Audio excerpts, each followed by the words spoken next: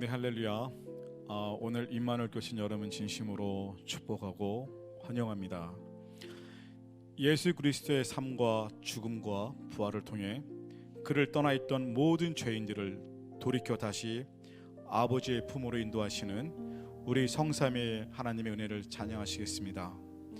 날마다 풍성한 은혜를 주시고 승리하게 하시는 우리 주님 앞에 우리 이 시간 나아갈 때에 마음과 뜻과 정성을 다한 마음으로 찬양하시겠습니다. 하늘의 문을 여소서. 하늘의 문을 여소서. 이곳을 주목하소서. 주를 향한 노래가 꺼지지 않으니 하늘을 열고 보소서. 이곳에 임재하소서. 이곳에 임재하소서. 주님을 기다립니다. 기도의 향기가 하늘에 닿으니 주여 임재하여 주소서.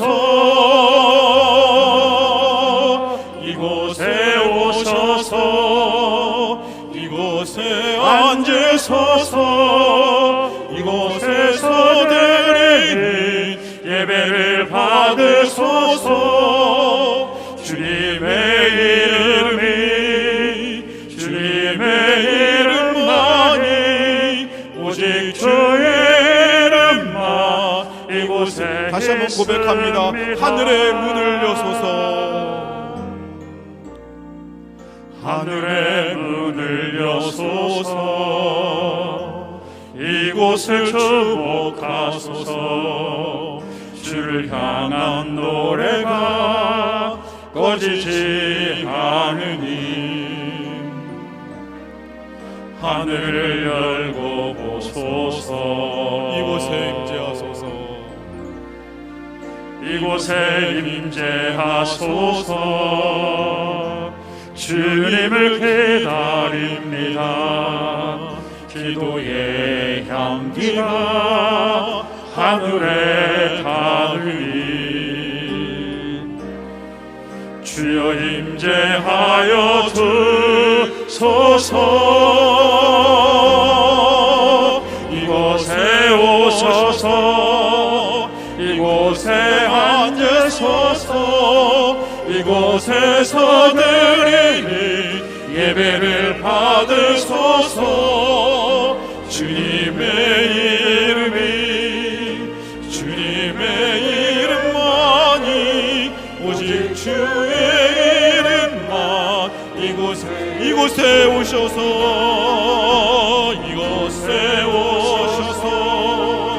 이곳에 앉으소서. 이곳에서 드리는 예배를 받으소서. 주님의 이름만이 오직 주의 이름만. 다시 한번 고백합니다. 이곳에 오셔서 이곳에 앉으소서. 이곳에서 드리는 예배를 받으소서. 주님의 이름만이 오직 주의 이름만 이곳에 있습니다.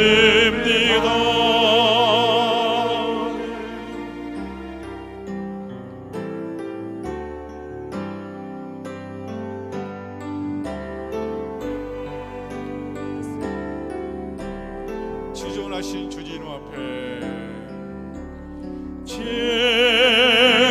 예수는 그리스도 예수는 주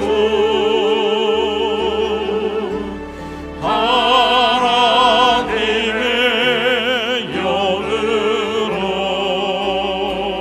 경배. 다시 한번 고백합니다. 예수는 그리스도.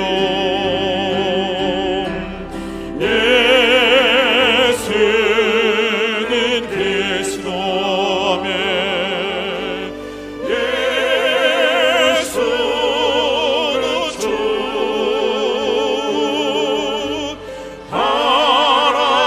하나님의 영으로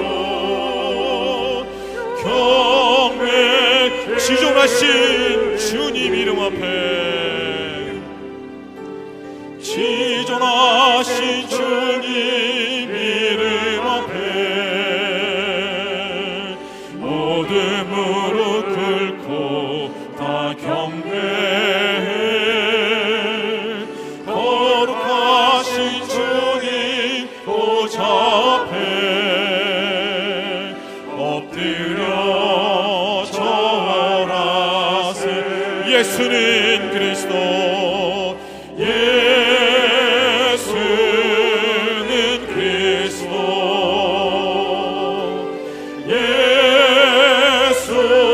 예수는 주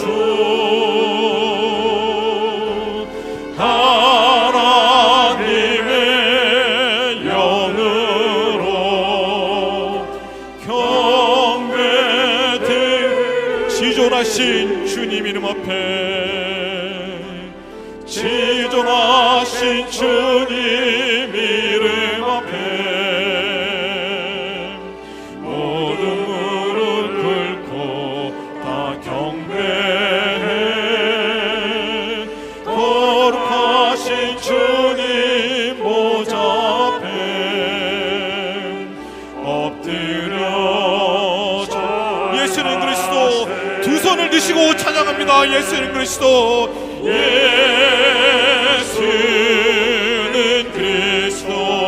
아멘. 예수는 주. 아멘. 하나님의 영으로 경배. 다시 한번 찬양합니다. 예수는 그리스도. 예수는 그리스도. 아멘. 예수는 주 하나님의 영으로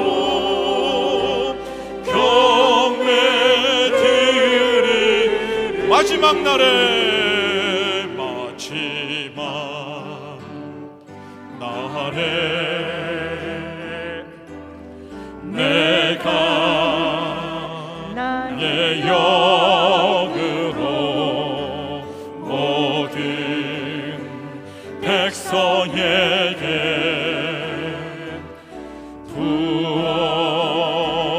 부어주리라. 자녀들은 예언할 것이요, 자녀들은 예언할 것이요, 청년들은 환상을 보고 아비들은 꿈을 꾸리라. 주의 영이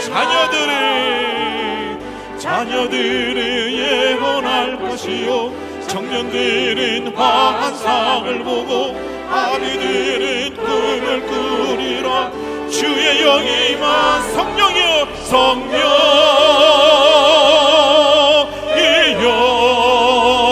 임하소서.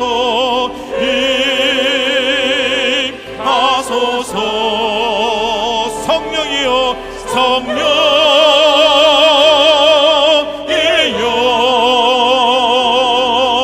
우리에게 임하. 자녀들은 예언할 것이요, 자녀들은 예언할 것이요, 청년들은 환상을 보고 아비들은 꿈을 꾸리라. 주의 영이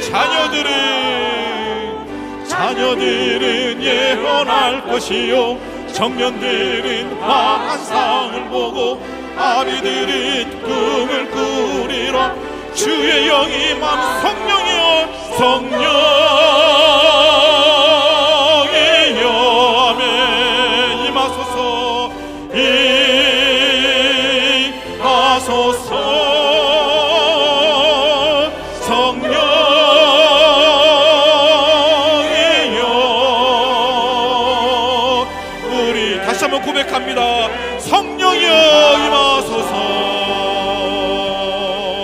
성령이여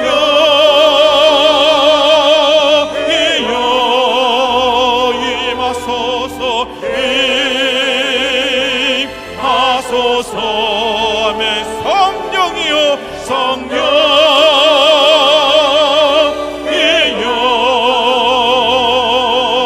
우리에게 임하소서 아멘. 할렐루야 음악 올려드리겠습니다. 할렐루야 감사합니다. 아멘.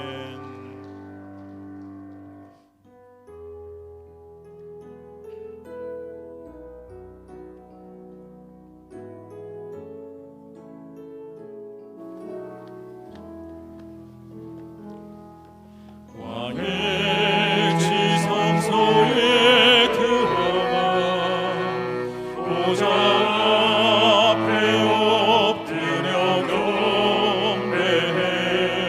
왕의 지성소에 들어가 주의 영광 배우리.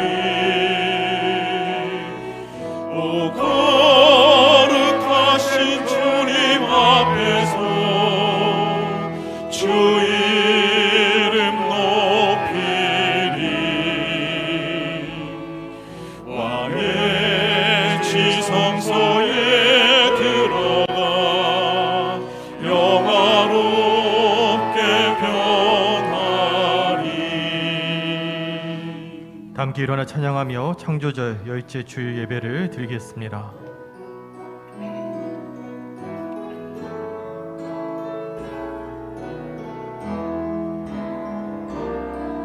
왕의 지성소에 들어가 보좌 앞에 엎드려 경배해. 왕의 지성소에 들어가 그의 영광 배우리. 오 거룩하신 주님 앞에서 주 이름 높이리. 왕의 지성소에 들어가 영화롭게 변하리.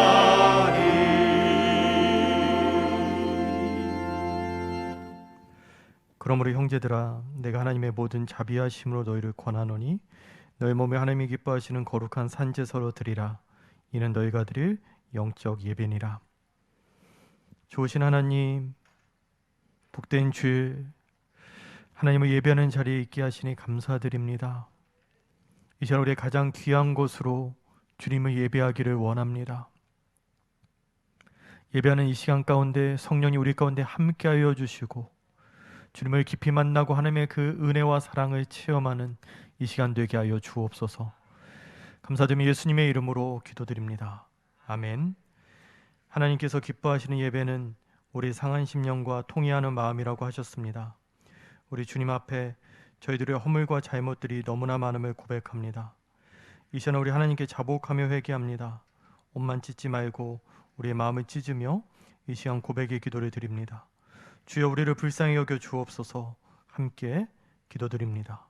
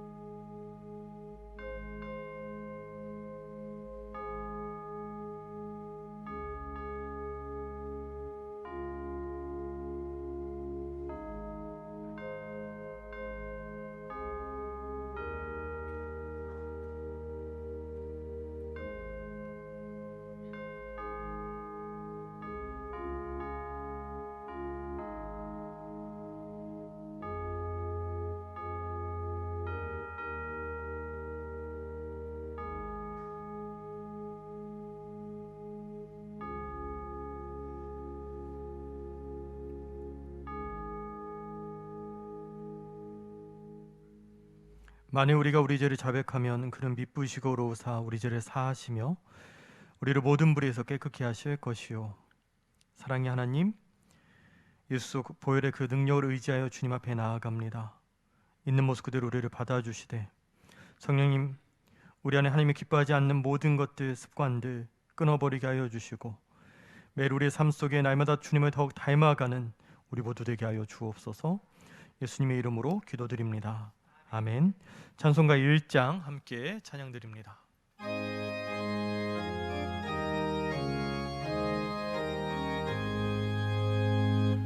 남북의 그런 하나님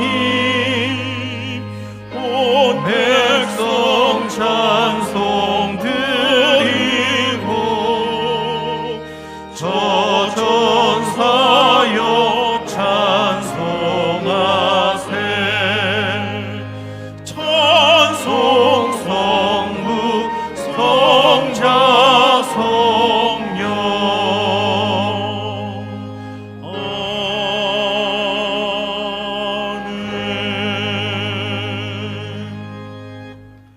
교동문 85번 함께 교독하겠습니다. 사랑하는 자들아, 우리가 서로 사랑하자. 사랑은 하나님께 속한 것이니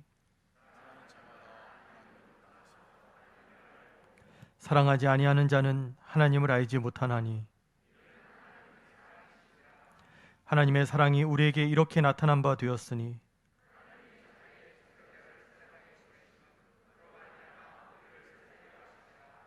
사랑은 여기 있으니 우리가 하나님을 사랑한 것이 아니요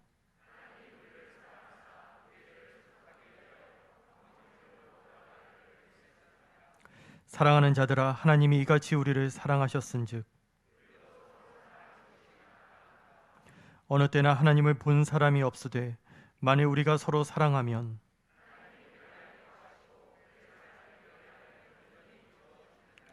아멘. 사도신경으로 우리 신앙을 고백합니다. 전능하사 천지를 만드신 하나님 아버지를 내가 믿사오며 그 외아들 우리 주 예수 그리스도를 믿사오니 이는 성령으로 잉태하사 동정녀 마리아에게 나시고 본디오 빌라도에게 고난을 받으사 십자가에 못 박혀 죽으시고 장사한 지 사흘 만에 죽은 자 가운데서 다시 살아나시며 하늘에 오르사 전능하신 하나님 우편에 앉아 계시다가 저리로서 산자와 죽은 자를 심판하러 오시리라. 성령을 믿사오며 거룩한 공예와 성도가 서로 교통하는 것과 죄를 사하여 주시는 것과 몸이 다시 사는 것과 영원히 사는 것을 믿사옵나이다. 아멘. 자리에 앉아주시기 바랍니다. 우리를 대표해서 손용우 장로님 기도해 주시겠습니다.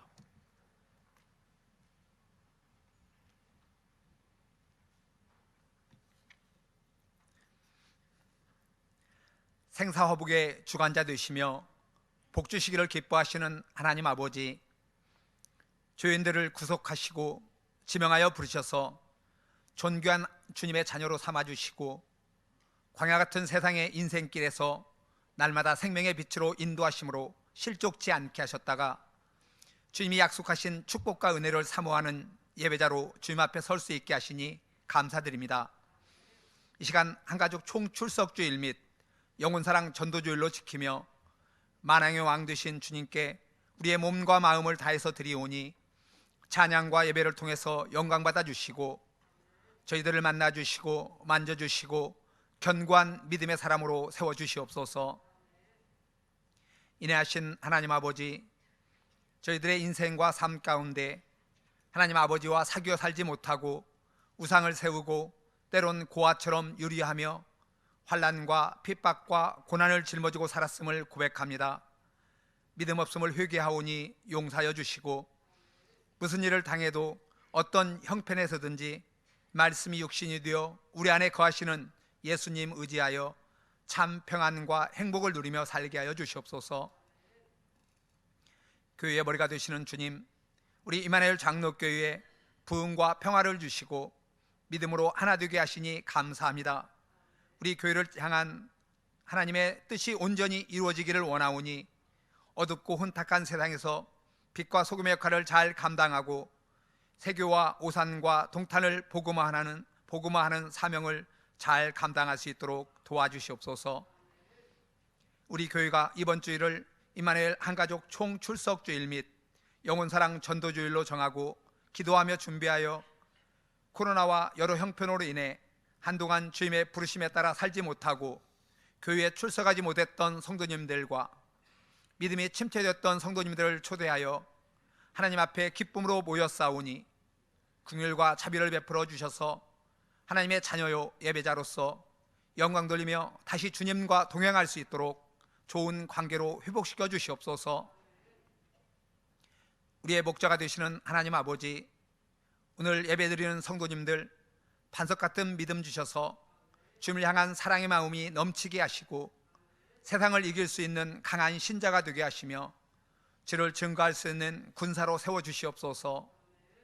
은혜 베풀어 주셔서 가정의 화목함을, 직장과 사업장의 번성함을, 영육 간의 강건함을 허락하여 주시고 성공적인 인간관계도 이룰 수 있게 하시옵소서.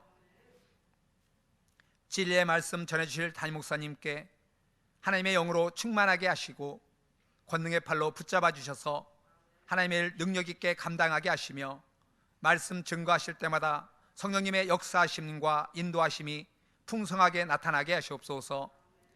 이 시간 목사님 선포하시는 하나님의 말씀이 저희들의 영혼을 깨우고 심령을 변화시키는 권세가 있게 하시고 우리가 말씀을 힘입어 신실하고 생명력 넘치는 삶을 살아갈 수 있게 하시옵소서. 매주 드려지는 임마누엘 성가대의 찬양을 기쁘게 받아주시고 성가대를 비롯하여 예배를 위해 수고하는 손길들에게 더욱 충성하고 헌신할 수 있도록 복을 더하여 주시옵소서. 이태원 참사로 이 아름다운 계절에 다 피지도 못하고 세상을 떠난 영혼들을 긍휼히 여겨주시고 사랑하는 소중한 자녀와 형제 자매를 잃고 절망과 고통에 빠진 이들에게 주님의 자비와 위로를 베풀어 주시기를 간구하며 사랑의 주 예수 그리스도 이름으로 기도드립니다. 아멘.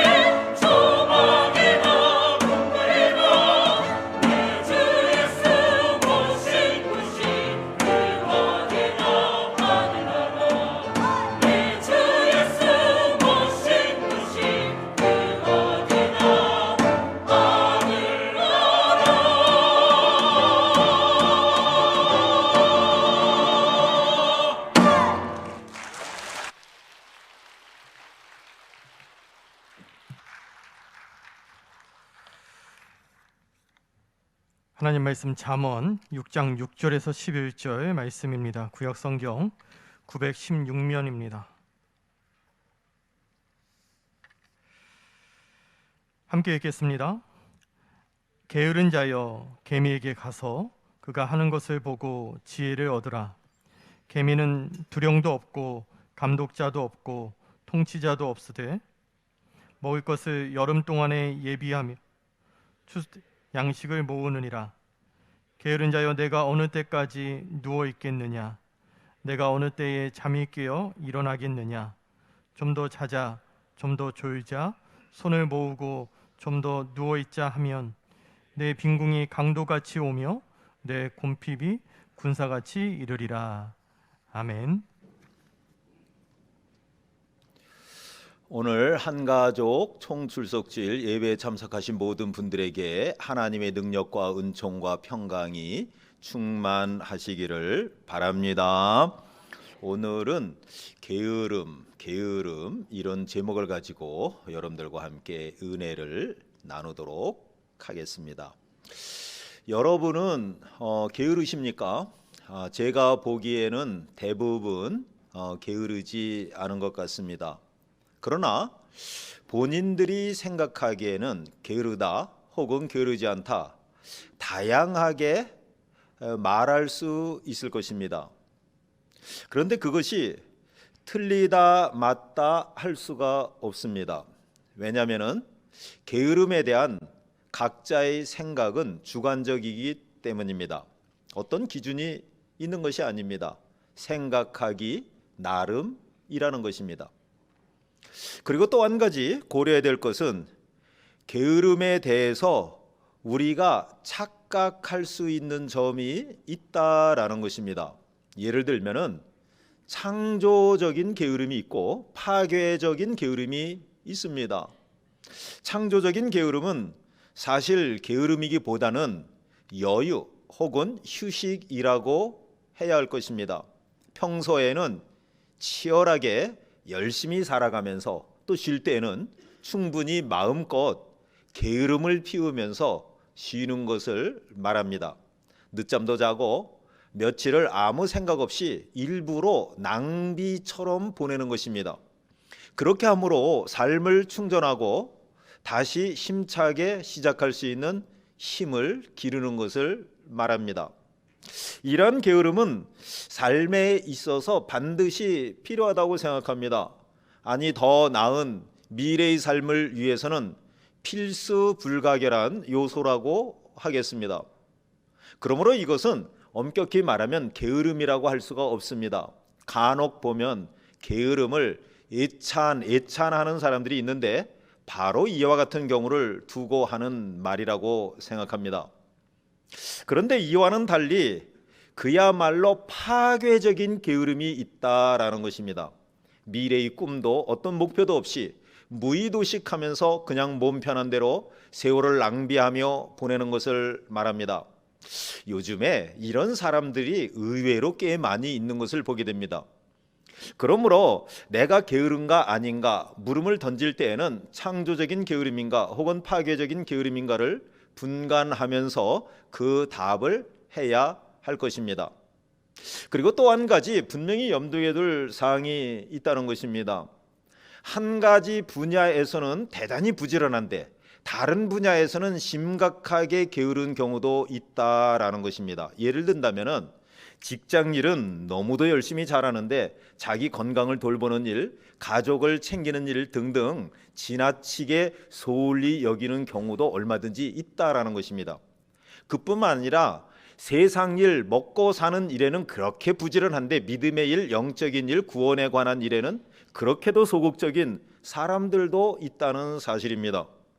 물론 그 반대도 있습니다. 영적인 일, 신앙적인 일, 교회 일에는 그렇게도 뜨겁고 열심인데 반면에 세상적인 일, 살림을 챙기고 아이들을 돌보는 일에는 지극히 소극적인 사람도 있는 것을 보게 됩니다.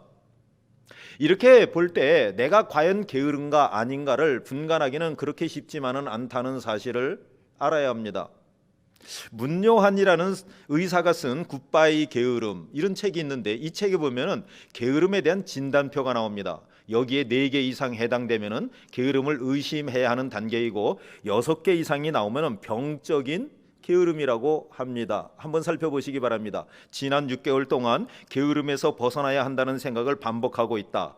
넌 너무 게을러 라는 지적을 종종 받고 있다. 난 게을러서 못해 라며 맡겨진 일이나 할 일을 자주 회피하고 있다.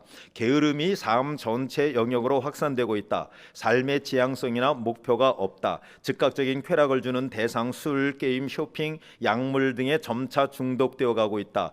난 무능하기 때문에 실패할 수밖에 없다. 게으름에서 벗어나려는 시도가 빈번히 실패했다. 대인관계를 피하고 점차 혼자 있는 시간이 많아지고 있다. 내 인생은 더 이상 희망이 없다. 어떻습니까, 여러분? 별 문제가 없습니까? 요즘 귀차니스트 이런 말이 있습니다.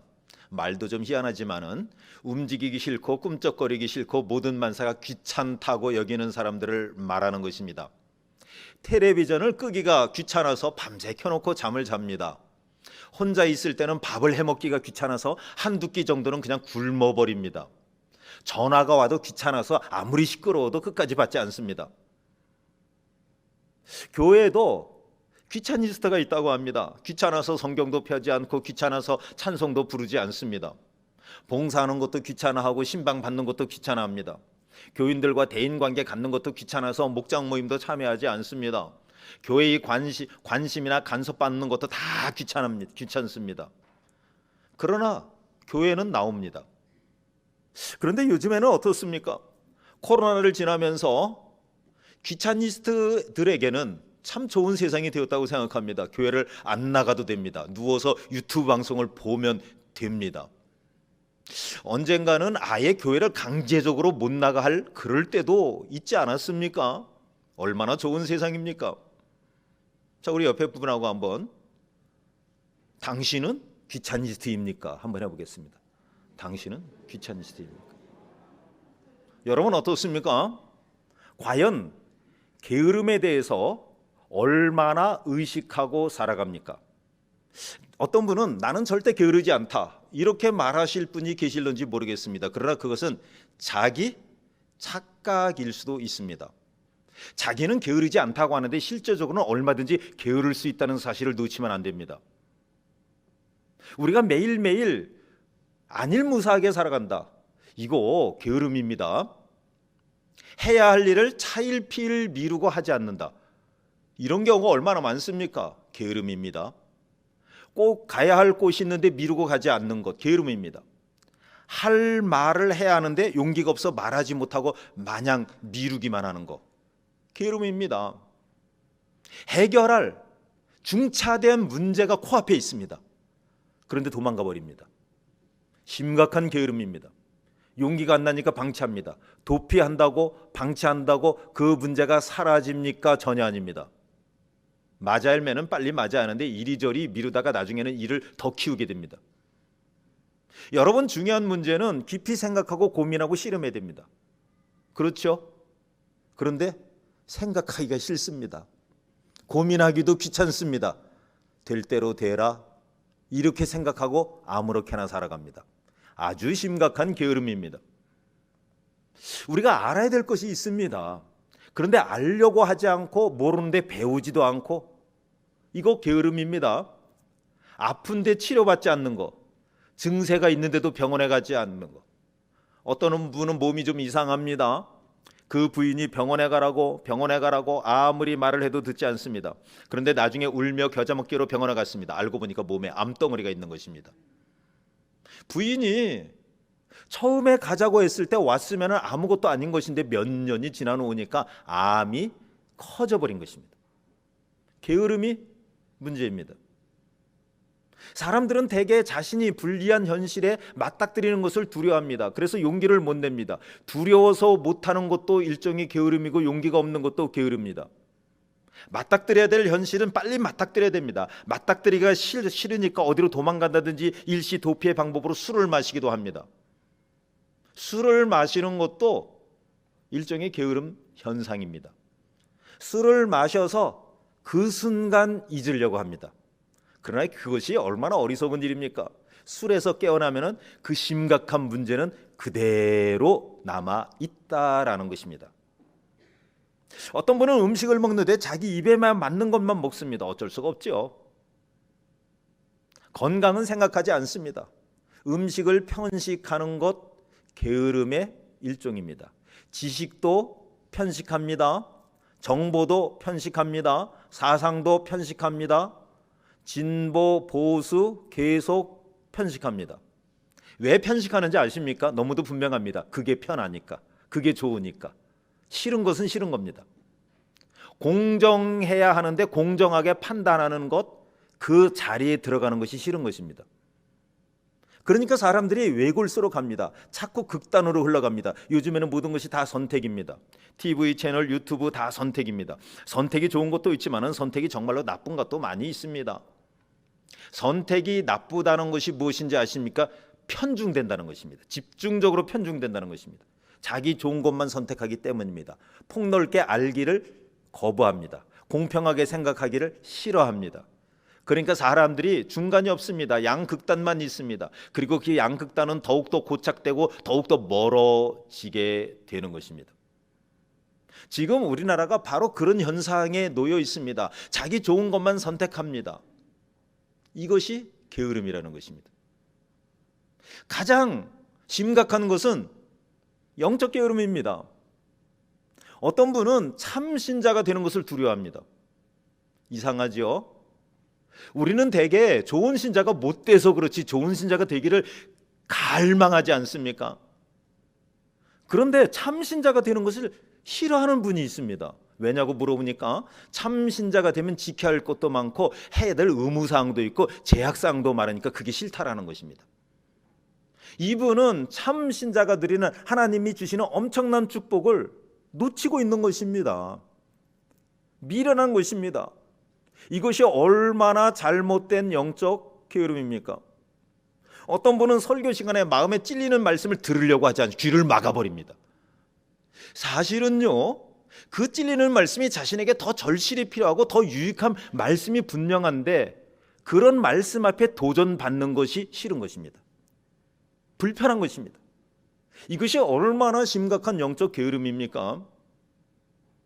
우리들 중에는 이런 분도 있습니다. 기도할 일이 산더미처럼 많은데 발등에 불이 떨어져 있는데 그럼에도 불구하고 속으로는 기도해야지 날마다 입으로는 하면서 기도하지 않습니다. 막상 기도하지 않습니다.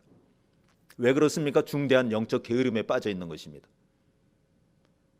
영적으로 고갈되어 있습니다. 신앙적으로 메말라 있습니다. 믿음이 바닥을 기고 있습니다. 그동안 코로나 기간 동안에 영적으로 안 이래질 대로 안 이래지고 육신적으로 편할 대로 편해져 있고 신앙적으로 나태할 대로 나태해져 있습니다. 그러다 보니까 그런 생활에 너무도 익숙해져 버린 것입니다. 이건 아닌데 하면서 안주합니다. 신앙적으로 무사태평하는 것입니다. 얼마나 중차대한 영적 게으름입니까? 제가 오늘 한가족 총출석주일을 맞이해서 실시간 영상 예배를 방송하지 않도록 했습니다. 물론 피치 못할 사정으로 영상 예배를 드리지 않으면 안 되시는 분들이 분명 계실 것이라고 생각합니다. 그러나 영상 예배가 영적 게으름의 도피처가 되는 도구로 전락한다면 이것은 아니다라는 생각이 들었습니다. 그래서 이번 한 주만이라도 우리가 영적 중차대한 게으름에서 깨어나는 자극제가 되도록 하기 위해서 실시간 영상 방송을 하지 않은 것입니다. 특별한 사정이 없습니다. 특별한 사정이 없으면서도 편안함에 빠져서 집에서 영상 예배만 드리고 있다고 하는 것, 이건 참으로 심각한 영적 게으름이라고 아니할 수가 없다라는 것입니다. 코로나가 가져온 우리 신자들의 폐해 중 가장 큰 폐해가 무엇인지 아십니까? 영적 게으름의 만성화에 빠진 것입니다. 수많은 사람들이 영적 게으름의 노예가 되어서 아예 깊은 잠에 떨어진 분들이 한두 분이 아닙니다. 얼마나 위험천만한 일입니까? 우리의 참 아버지 되시는 하나님도 잃어버리고 포도나무에서 가지로서 떨어져 나가버리고 구원도 진정한 행복도 천국도 영생도 다 놓쳐버린다면 그것처럼 불행한 인생이 어디 있겠습니까? 여러분 바라기는 오늘을 계기로 해서 중차대한 영적 게으름에서 완전히 탈출하는 여러분들이 되시기를 바랍니다. 성령님께서 여러분들의 영적 게으름의 심각성을 일깨워 주시고 삶의 찬란한 비전과 소망을 다시 회복하도록 여러분을 획기적으로 각성시켜 주셨으면 좋겠습니다. 옆에 분하고 한번 이렇게 얘기해 봅시다. 영적 게으름의 만성화에서 탈출합시다. 한번 해보겠습니다. 영적 게으름, 정신적 게으름 또는 육적인 게으름, 게으름의 폐해는 이루 말로 다할 수가 없습니다. 오늘 성경에 뭐라고 말하고 있습니까? 잠언 6장 10절 11절입니다. 좀 더 자자, 좀 더 졸자, 손을 모으고 좀 더 누워있자 하면 내 빈궁이 강도같이 오며 내 곰핍이 군사같이 이르리라. 표현이 실감나지 않습니까? 내 빈궁이 강도같이 오며 내 곰핍이 군사같이 이르리라. 게으르게 되면은 당연히 가난해지고 못 살고 불행해지는 것은 어느 누구도 막을 수가 없다라는 것입니다. 여러분, 행복하고 잘 살기 위해서는 부지런해야 합니다. 너무도 당연한 얘기입니다. 성경에는 특히 잠언에 보면 게으름에 대한 경고의 말씀이 수도 없이 많이 있습니다. 잠언 19장 24절입니다. 게으른 자는 자기의 손을 그릇에 넣고서도 입으로 올리기를 괴로워하느니라. 웃음이 나죠. 그렇죠? 상상이 되지 않습니까? 게으름의 극치를 말하고 있는 것입니다. 그러니 이 사람이 무슨 일을 하겠습니까? 잠언 10장 26절입니다. 게으른 자는 그 부리는 사람에게 마치 이에 식초 같고 눈에 연기 같으니라. 뭔 얘기인지 느낌이 오지 않습니까? 게으른 사람을 통해서 무슨 일을 하기를 기대하기가 힘들다라는 것입니다. 다른 사람에게 고통을 줍니다. 다른 사람이 다 불편해하고 싫어한다는 것입니다. 잠언 21장 25절입니다. 게으른 자의 욕망이 자기를 죽이나니 이는 자기의 손으로 일하기를 싫어함이니라. 게으른 사람은 욕망에 사로잡혀서 그것으로 인해서 자기가 죽는다라는 얘기입니다. 그 대표적인 사례가 누구입니까? 다윗 아닙니까? 다윗이 저녁에 한가로이 그 왕궁의 지붕을 올라가서 거닐면서 게으름을 피우고 있었습니다. 그러다가 한 여인이 목욕하는 장면이 눈에 들어왔고 충동을 받아서 얼마나 큰 죄를 범했습니까? 원흉이 게으름입니다. 잠언 22장 13절입니다. 게으른 자는 말하기를 사자가 밖에 있은즉 내가 나가면 거리에서 찢기겠다 하느니라. 아니, 사자는 거리에 있지 않습니다. 사자의 속성으로 사람 있는 곳에 사자는 나타나지 않는다고 합니다. 그런데 게으른 사람은 말도 안 되는 핑계를 대는 것입니다. 게으른 사람은 핑계를 대는데 선수입니다. 그리고 게으르다 보면 거짓말도 잘합니다. 뭐 이런 유머가 있습니다. 저녁쯤 되어서 갑자기 비가 쏟아집니다. 고3 되는 딸아이가 학원에 갔는데 엄마는 학원 간 그 딸아이가 걱정이 됩니다. 그래서 대학 다니는 아들에게 우산을 갖다 주려고 했습니다. 게으름뱅이인 아들은 이것을 눈치챘습니다. 그걸 알고서 자기 방에 잽싸게 들어가서 이불을 둘러쓰고 자는 척했습니다. 엄마가 방문을 열고 말합니다. 아들아, 잠자고 있니? 그러자 아들이 예, 잠자고 있어요. 엄마가 자는 녀석이 어떻게 말을 하니? 그러자 아들이 잠꼬대예요. 뭐 그랬다고 합니다. 게으른 사람의 특징은 어떻게 해서든 핑계를 댄다라는 것입니다. 게으르면은 건강에 좋은 게 아니라 건강을 망칩니다. 게으르면 사탄의 노예가 됩니다. 사탄은 게으른 사람을 자기 도구로 활용합니다. 톨스토이는 이런 말을 했습니다. 게으른 자의 머릿속에는 악마가 살기에 가장 좋은 곳이 된다라고 했습니다. 게으른 자의 머리는 악마의 일터라는 말도 있습니다. 게으른 사람은 타락하기 십상입니다. 온갖 중독에 빠집니다. 중독의 원인이 게으름입니다. 사회의 천덕꾸러기가 되게 됩니다. 주변 사람들에게 엄청난 피해를 줍니다. 게으르면은 믿음 생활 절대 잘할 수 없습니다. 구원에 이르지도 못합니다. 하나님과의 관계가 단절됩니다. 한마디로 폐인이 됩니다. 결국 인생 패가 망신하게 된다라는 것입니다. 그렇다면 어떻게 해야 게으름에서 벗어날 수 있겠습니까? 5가지를 간단하게 말씀을 드리겠습니다. 잘 기억해 두시고 마음판에 잘 새겨 두시기를 바랍니다. 첫 번째로 삶의 목표를 뚜렷하게 가지고 있어야 됩니다.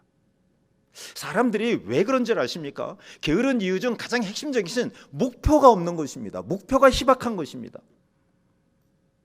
사도 바울은 회심한으로 그야말로 짧은 인생을 살면서 가장 치열하게 살았습니다. 한순간도 안일하거나 어설프게 행동하거나 대충 지내는 법이 없었다라는 것입니다. 왜 그랬는지 아십니까? 이유는 간단합니다. 삶의 목적이 너무도 뚜렷했기 때문입니다. 그는 이렇게 고백을 합니다. 빌립보서 3장 13절 14절입니다. 형제들아, 나는 아직 내가 잡은 줄로 여기지 아니하고 오직 한 일, 즉 뒤에 있는 것은 잊어버리고 앞에 있는 것을 잡으려고 표대를 향하여 그리스도 예수 안에서 하나님이 위에서 부르신 부름의 상을 위하여 달려가노라. 바울은 자신을 구원해 주신 그 하나님이 자신을 향한 목적, 이걸 알고 있었습니다. 그것은 세계 선교의 사명을 이루는 것이었습니다. 그 표대, 그 목표가 너무 뚜렷했기 때문에 그것을 위해서 마치 달리기 선수가 다름질을 하듯이 힘차게 달려간다라고 말하고 있는 것입니다. 오늘 성경에 개미에게서 지혜를 배우라고 했습니다. 아주 미물인 개미이지만 우리는 개미를 통해서도 배울 것이 참 많다라는 얘기입니다. 그 중에서 한 가지는 미래를 준비한다는 것입니다. 개미는 겨울을 대비해서 여름에 준비합니다. 미래에 대한 준비. 개미에게는 이 목표가 너무도 분명합니다. 뚜렷합니다. 그래서 여름 내내 열심히 일하는 것입니다.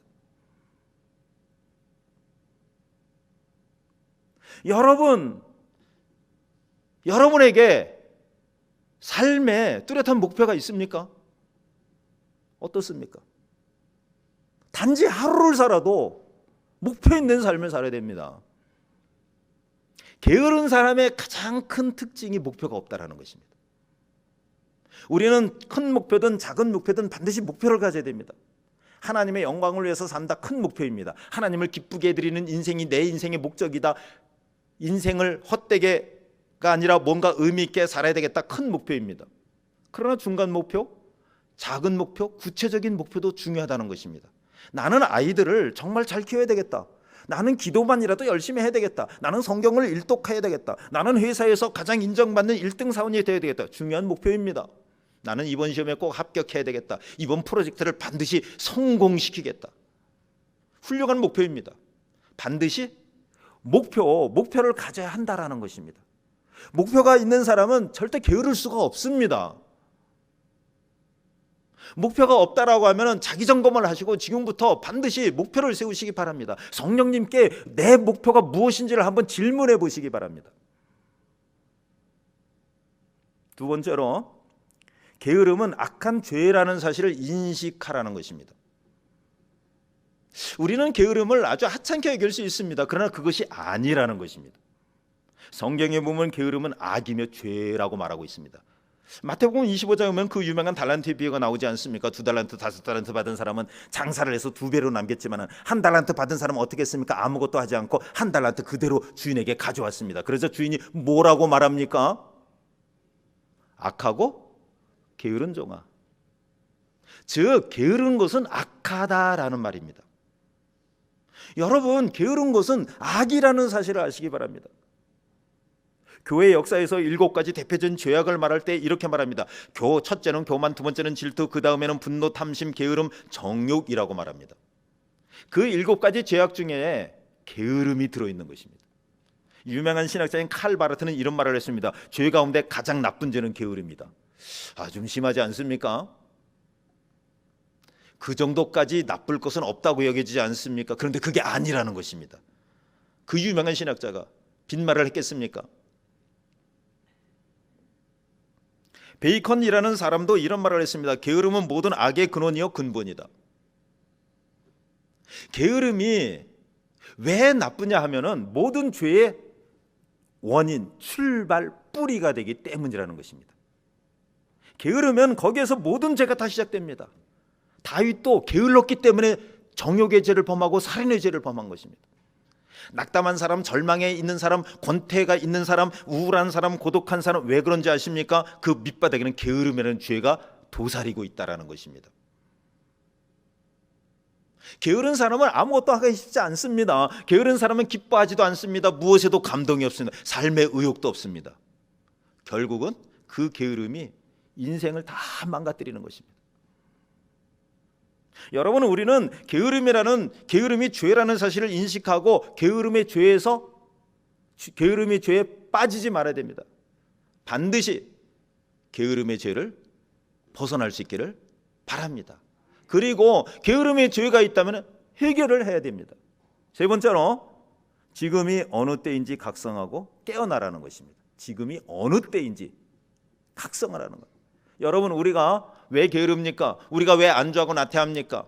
지금이 어느 때인지 모르기 때문이라는 것입니다. 지금이 어느 때입니까? 자신을 한번 돌이켜보시기 바랍니다.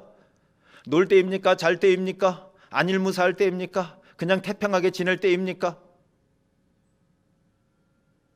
마태복음 25장에 보면은 10처녀의 비유가 나옵니다. 슬기로운 5처녀는 등과 기름을 준비하여서 신랑이 왔을 때 신랑을 기쁘게 맞이할 수 있었습니다. 그러나 미련한 5처녀는 등과 기름을 준비하지 못해서 신랑이 왔는데도 불구하고 신랑을 맞이할 수 없었다라는 것입니다. 그래서 결국은 잔치집에 문이 닫히고 잔치집에 들어갈 수 없었습니다. 왜 미련한 5처녀는 등과 기름을 준비하지 못한 것입니까? 답은 이것입니다. 지금의 때가 어떤 때인지 인식하지 못했다라는 것입니다. 잔치의 주인공이 신랑이 올 때가 아닙니까? 신랑이 언제 올지 알지 못하는 그때가 아닙니까? 그렇다면 순간순간 정신 바짝 차리고 깨어 있어야지 않겠습니까? 10처녀의 비유가 가르쳐주는 결론은 바로 이것입니다. 마태복음 25장 14절에 그런즉 깨어 있으라. 너희는 그날과 그때를 알지 못하느니라. 무슨 말입니까? 때를 알고 깨어 있으라는 것입니다. 신앙인의 가장 중요한 모습은 무엇인지 아십니까? 그렇습니다. 깨어 있어서 정신 바짝 차리는 것입니다. 자, 한 번 더 해보겠습니다. 깨어서 정신 바짝 차립시다. 저를 한번 따라하세요. 깨어서 정신 바짝 차립시다. 이것이 신앙인의 모습입니다. 지금이 어느 때입니까? 믿음을 지키기 정말 힘들 때가 아닙니까? 안티 기독교인들이 극성을 부립니다. 3년 이상 지속되고 있는 코로나19가 우리 믿음 생활의 발목을 무지막지하게 사로잡고 있는 것입니다. 경제적 사정은 너무도 어렵습니다. 자녀, 사업, 직장, 주변 환경은 어느 것 하나라도 안심이 되는 게 없습니다. 지금이야말로 무엇보다도 믿음 생활 가장 잘 해야 할 때라는 것입니다. 우리는 지금이 어느 때인지 알고 깨어나야 된다라는 것입니다. 네 번째로요, 나쁜 감정을 씻어버려야 됩니다. 여러분, 왜 우리가 게으른지 아십니까? 아주 중요한 한 가지 이유가 있다라는 것입니다. 이것을 사람들이 잘 모릅니다.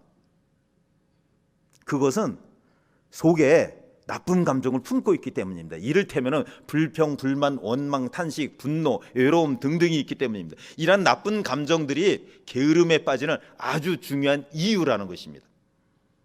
예를 들면 부모, 형제 등 주변 사람에 대해서 혹은 직장, 사회 또는 친구들에 대해서 불평, 불만, 원망이 큰 것입니다. 이러면 게으름에 빠집니다. 그리고 나라, 정치, 주변 환경 등등에 대해서도 원망, 짜증, 불만, 분노를 가지고 있다라는 것입니다. 이러한 나쁜 감정을 가지고 있으면 결정적으로 삶의 의욕이 상실돼 버립니다. 모든 일에 손을 놓게 됩니다. 하기 싫습니다. 심각한 게으름에 빠지는 것입니다. 앞서서 마태복음 25장에 나오는 달란트의 비유를 말씀드렸습니다. 한 달란트 받은 사람이 한 달란트를 도로 가지고 와서 주인에게 뭐라고 말합니까? 마태복음 25장 24절 25절 일부를 보겠습니다. 당신은 굳은 사람이라 심지 않은 데서 거두고 희치지 않은 데서 모르는 줄을 내가 알았으므로 두려워하여. 무슨 이야기입니까? 주인에 대해서 나쁜 생각을 가지고 있는 것입니다. 부정적으로 주인을 생각한 것입니다. 주인을 강팍한 사람으로 인식한 것입니다. 다른 말로 말하면 주인에 대한 불평, 불만이 속에 들어있었다라는 것입니다. 주인에 대한 불평, 불만이 들어있으니까 일할 의욕이 없는 것입니다. 그래서 아무것도 하지 않은 것입니다. 그래서 게으르게 되었다라는 얘기입니다. 여러분 혹시 나쁜 감정이 있습니까? 가족들에 대해서, 주변 환경에 대해서, 사회와 나라에 대해서, 심지어는 하나님께 대해서 불평, 불만, 분노가 있습니까? 물론 그럴 만한 이유가 있을 수도 있을 것이라고 생각합니다. 그러나 내 문제일 수도 있다는 사실을 아시기 바랍니다. 내가 마음먹기에 달려 있을 수도 있습니다. 내 마음이 왜곡돼서 그럴 수도 있습니다. 내 믿음의 문제, 내 영적인 문제일 수도 있다는 사실을 아셨으면 좋겠습니다. 그리고 그 나쁜 감정을 씻어버려야 된다는 것입니다. 쉽지는 않지만은 믿음으로, 말씀으로, 기도로, 성령님의 능력으로 씻어버릴 수 있기를 바랍니다. 그리고 누구를 탓하지 마시고, 무엇을 핑계대지 마시고, 의욕을 가지시고 목표를 향해서 힘차게 달려가는 여러분들이 되시기를 바랍니다. 마지막 다섯째로요, 게으름을 반드시 극복해야 되겠다는 믿음의 결심과 각오를 가지라는 것입니다. 게으름은 결국 자기 의지와의 싸움입니다.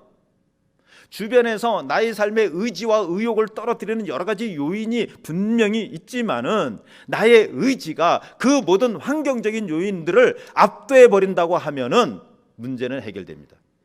쉽지는 않지만 하나님께 기도하시기 바랍니다. 성령님께서 나의 의지를 주장하게 해달라고 기도하시기 바랍니다. 무엇보다도 믿음 생활에 은혜가 충만하고 은혜가 넘치면 다 됩니다. 성령 충만, 은혜 충만 위에서 힘쓰시기를 바랍니다. 성령 충만하면, 은혜로 뜨거우면은 게으름은 무조건 사라지는 것입니다. 루터의 설교 중에 나오는 이야기입니다. 마지막 이야기하고 마치겠습니다. 어느 날 사탄 두목이 부하들을 모아놓고 회의를 했다고 합니다. 사탄 두목이 이렇게 말합니다. 어떻게 해야 사람들을 미혹해서 지옥에 떨어지게 할 수 있느냐? 너희들 한 가지씩 한번 돌아가면서 얘기를 해봐라. 한 사탄이 말합니다. 하나님이 안 계신다고 말하겠습니다. 다른 사탄은 신자들에게 고통을 주면 하나님을 욕하고 떠날 것입니다. 또 다른 사탄은 교회를 나가지 못하게 사건 사고를 일으키겠습니다. 그러자 사탄 두목이 너희들 다 틀렸다. 이렇게 해보아라. 그러면은 다 넘어갈 것이다. 이렇게 해보아라. 교회를 열심히 나가십시오. 예수를 잘 믿으십시오. 그러나 지금 당장 하지 말고 천천히 하십시오. 여러분, 얼마나 무서운 사탄의 전략입니까? 사탄은 영악합니다. 우리 인간의 약점을 누구보다도 더 잘 알고 있다라는 것입니다. 여러분, 게으름을 적극적으로 극복하시기 바랍니다. 삶에 뚜렷한 목적을 가지시기 바랍니다. 지금의 어느 때인지 깨달으시기 바랍니다. 나쁜 감정 씻어버리시기 바랍니다. 혹시 우리 안에 게으름이 있다면 성령님의 능력으로 반드시 그 게으름에서 탈출해서 활기 넘치고 아름답고 멋지고 영광된 인생을 살아가시는 여러분들이 다 되시기를 주님의 이름으로 축원합니다. 기도하시겠습니다.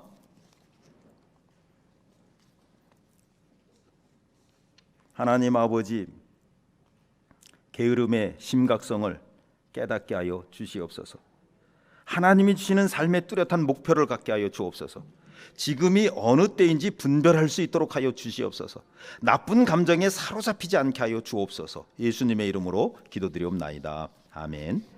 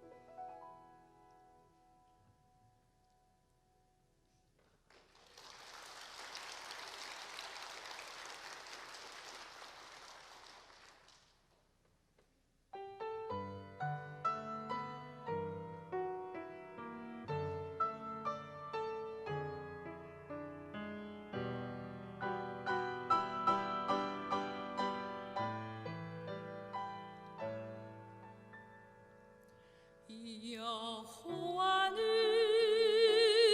나의 목자, 내가 부족함이 없으리로다. 그가 나를 주의 집으로 인도하시네.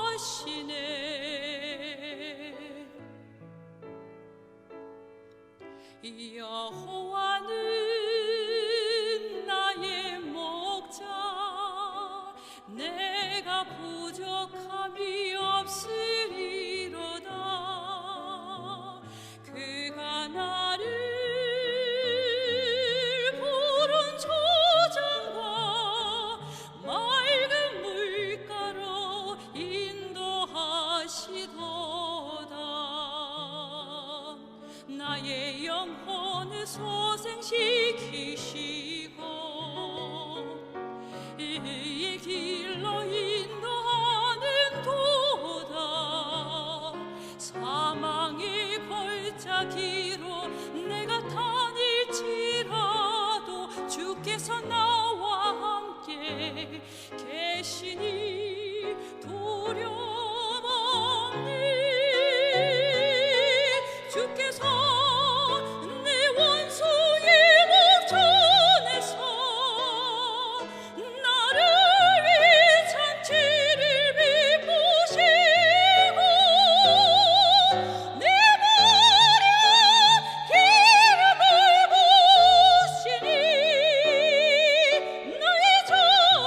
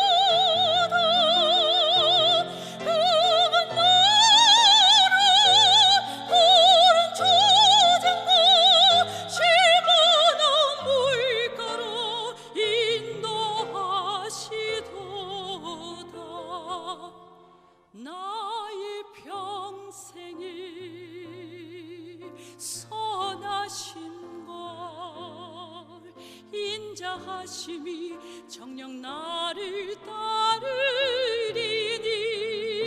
내가 여호와 집에서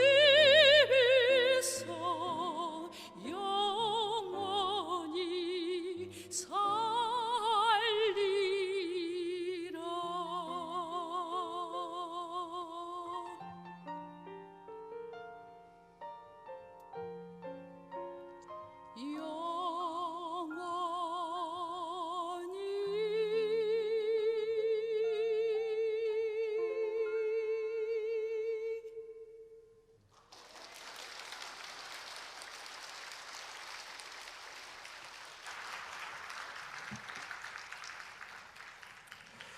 찬송가 305장 찬양하시면서 준비하신 예물 드리겠습니다.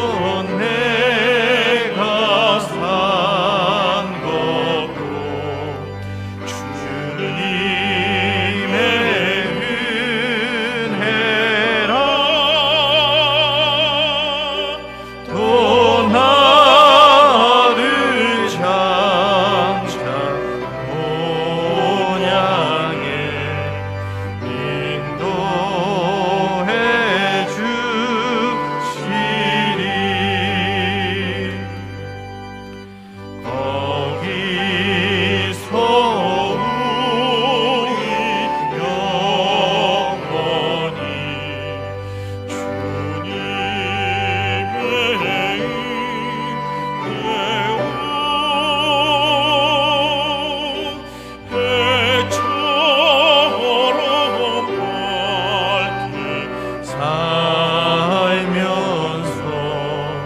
주 찬양하리라.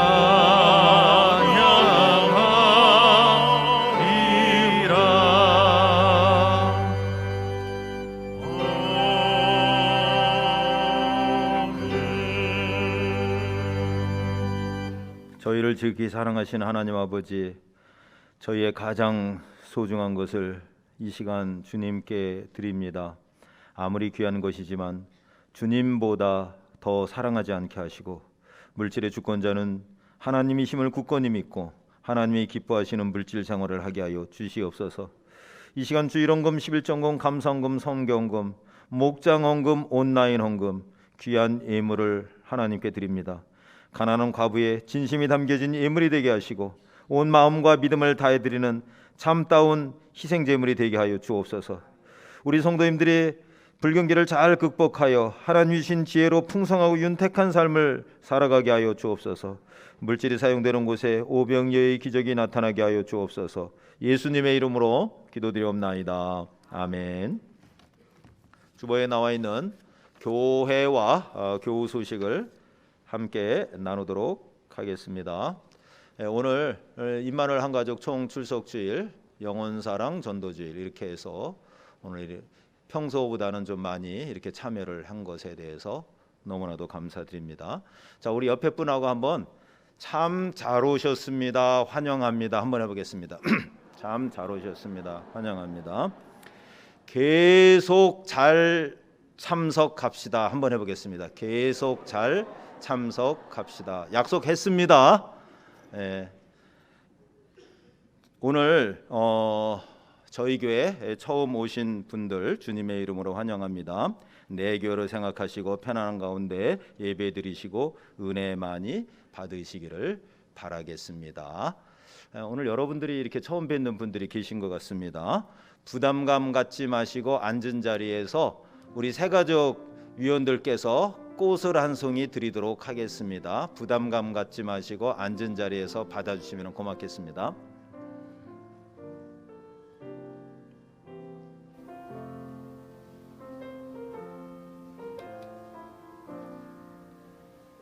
잘 찾으셨는지 모르겠습니다. 혹시 놓친 분도 계실런지 모르겠는데요.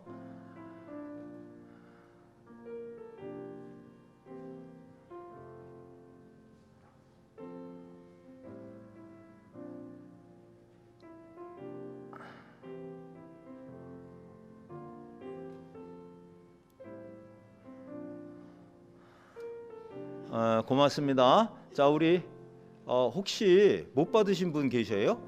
한번 옆에 분이 손을 들어주시면 좋겠습니다. 옆에 분이. 자, 오신 분들 다 같이 기쁜 마음으로 환영하는 의미에서 박수 치면서 축복합니다. 한번 부르겠습니다.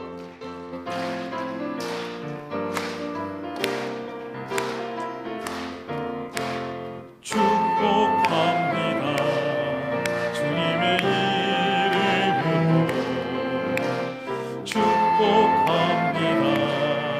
주님의 사랑으로 이곳에 모인 주의 거룩한 찬양에 주님의 기쁨과 주님의 사랑이 충만하게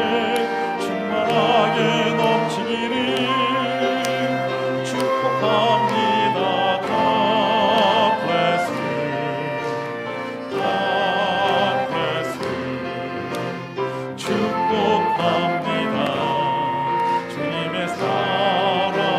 적극적으로 환영하는 의미에서 오신 분들을 향해서 주보를 흔들어 드리도록 하겠습니다. 예, 고맙습니다. 끝나신 다음에 입구 오른편에 보면은 새가족 환영실이 있습니다. 바쁘시겠지만은 차 한 잔 꼭 드시고 가시면 고맙겠습니다. 오시는 분들을 위해서 제가 또 축복 기도도 해드리도록 하겠습니다. 이어서 주보를 계속 보시도록 하겠습니다. 오늘 실시간 방송을 하지 않았습니다. 다음 주일부터는 또 실시간 방송을 합니다.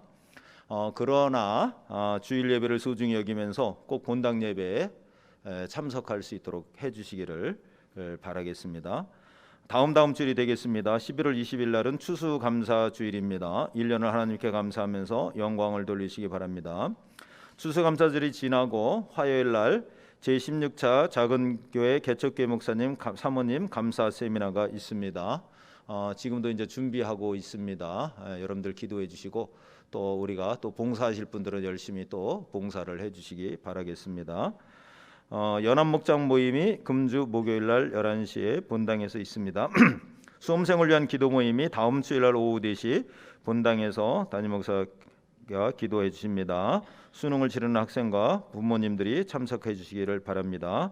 주차 안내 참고를 해 주시기 바랍니다. 식당 재개 당분간 모든 교인들이 이제 다 무료로 식사를 할 수 있도록 그렇게 했습니다. 오늘도 이렇게 우리 임 권사님께서 중식 찬조를 해주셨습니다. 감사를 드리고요.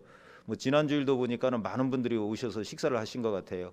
그런데 식사가 정말 딱 맞게 이렇게 되었다고 합니다. 모자르지도 않고 넘치지도 않고 오늘도 더 예상을 좀 많이 해가지고 이렇게 준비를 했으니까 여러분들 조금 약간 이렇게 줄 마치고 기다리는 시간이 어떨는지 모르겠습니다만은 여러분들 조금 인내하시면서 다 드시고 가셨으면은 좋겠습니다. 아마 여기서 드시는 것보다 집에 가셔서 더 잘 드시기가 쉽지는 않을 것 같은데요. 여러분들 그렇게 다 그냥 잘 먹고 잘 삽니까? 하여간 어떤 때는 라면 하나로도 먹을 수 있는 거고 사람 사는 게 다 그렇지 않습니까? 아마 오늘은 좀 집에 그 정도 수준이 되겠죠. 우리 서로를 편하게 하기 위해서 다 드시고 가시기를 바라겠습니다. 다음 주일 식사봉사 참고해 주시길 바랍니다. 오늘도 이렇게 그동안에 미처 나오지 못했던 분들 또 발걸음이 차마 이렇게 움직여지지 않아서 못 나오셨던 분들 오늘 이렇게 다 함께 나오셔서 이렇게 하나님 앞에 살아계신 하나님, 너무너무 좋으신 하나님, 우리와 함께 동행하시고 우리의 걸음걸음거리를 친히 인도해 주시고 한 치의 앞길도 내다볼 수 없는 이 어두운 세상에서 갈 길을 친히 알려주시는 우리 주 하나님, 이 하나님이 나의 아버지 되시는 하나님이시기 때문에 얼마나 감사한지 모르겠습니다. 자, 우리 하나님 앞에 영광의 박수 올려드리겠습니다. 예. 자, 다 같이 일어나셔서 찬양하시고 오늘 예배를 마치도록 하겠습니다.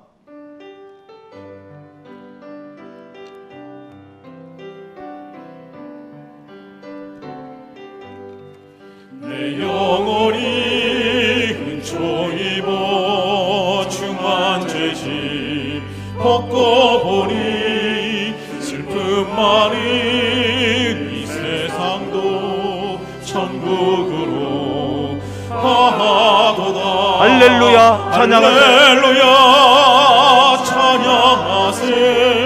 내 모든 죄 사함 받고 주 예수와 동행하니 그 어디나 하늘나라. 주의 얼굴 뵙기 전에 주의 얼굴 뵙기 전에 멀리 뵈던 하늘나라 내 마음속에 이루어지니 날로 날로 가깝도다. 할렐루야 찬양하세. 할렐루야 찬양하세. 내 모든 죄 사함 받고 주 예수와 동행하니 그 어디나 하늘나라. 높은 산이 거친 그 산이 거친 들이 조막이나 궁궐이나 내 주 예수 오신 곳이 그 어디나 하늘나라. 할렐루야 찬양하세. 할렐루야 찬양하세. 내 모든 죄 사함 받고 주 예수와 동행하니 그 어디나 하늘나라. 주께 가오니 날 새롭게 하시고 주께 가오니 날 새롭게 하시고 주의 은혜를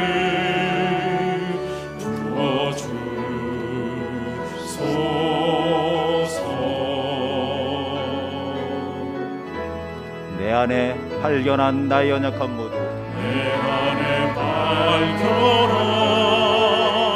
나의 연약함 모두 벗어지리라. 주의 사랑으로 함께 고백합니다. 주 사랑 나를 붙드시고 사랑 나를 붙드시고 주 곁에 주 곁에 날 이끄소서.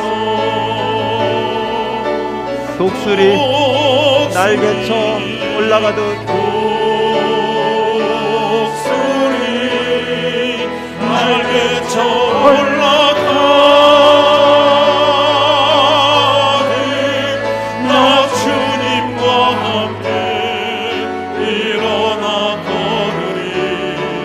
주의 사랑 안에